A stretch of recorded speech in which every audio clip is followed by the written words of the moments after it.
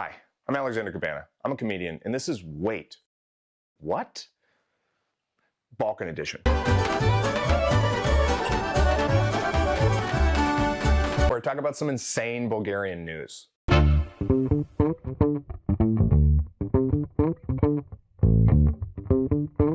To my Bulgarian friends, Здравейте! Аз съм Alexander Cabana. Dnes говоря относно Robbie Williams. To my American friends, today we're talking about Robbie Williams. Today's show is brought to you by the letter B, or B, for bribe. Here's the story. A British pop music icon named Robbie Williams was recently performing in Bulgaria. If you don't know who that is, I didn't either. Apparently he was part of a very famous boy band group called Take That. I assume, mom, because these dreadlocks will age well. Look, it was the 90s. It was a different time. Boy bands were all the rage. They brought together tight, hot young men who were talented male artists to form some of the most iconic music groups of all time. In the US, we had NSYNC, Backstreet Boys, Boyz II Men, and you can't forget Flight Logs. On September 28th, Robbie Williams performed at Vasilevsky National Stadium in Sofia, Bulgaria, to 40,000 cheering Bulgarians and this woman. Getty, everybody from Bulgaria. Oh, what a lovely moment. Careful, it's slippery when wet.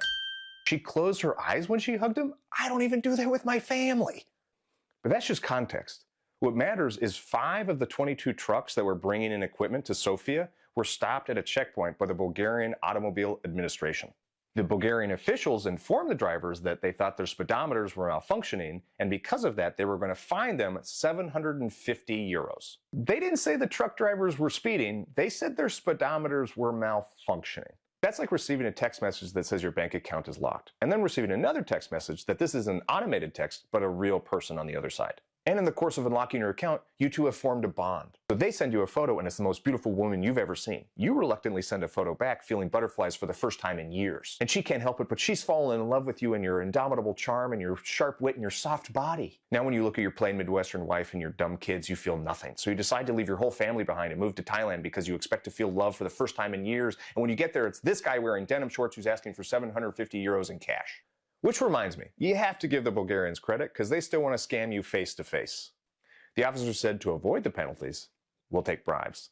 Some of the drivers refused, which can you just do that? It's like refusing a vampire entrance. You're saying we ain't welcome. The other drivers did pay the bribe. I couldn't find the exact amount, but it was in leva and in euros. FYI, Bulgaria is moving to the euro in January, to streamline corruption. Because who wants to be dealing with conversion rates when you've got a job to do?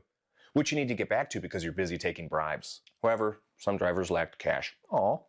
But not to be deterred, the Bulgarian officials escorted them to an ATM and, not speaking English, used Google Translate to communicate the bribe amounts.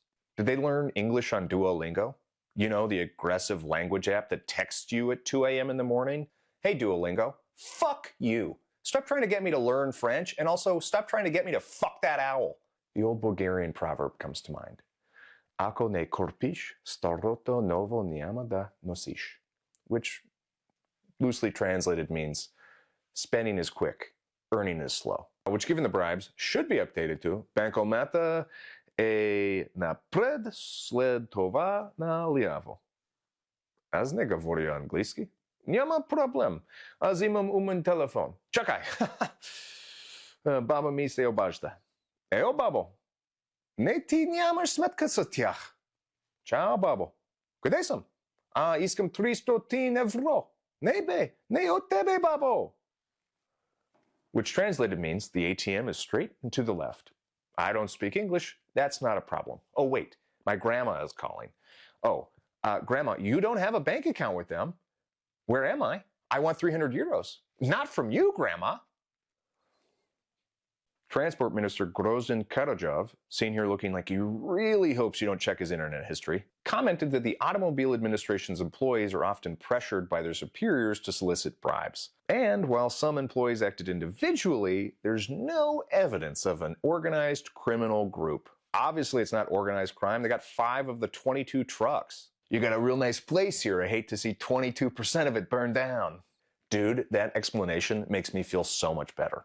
It's not that there's an organized criminal group. It's just that bosses in a government organization are demanding that their employees take bribes in an organized way. It's not when I'm pulled over, my money's going to the mafia, it's going to a politician's mistress. So the two officers have been fired, and when they searched their homes, they found around $40,000 and 7,000 euros, which they should have used to buy the new Apple AirPods that translate automatically. This message brought to you by Vivacom. Don't jump because it won't end your contract.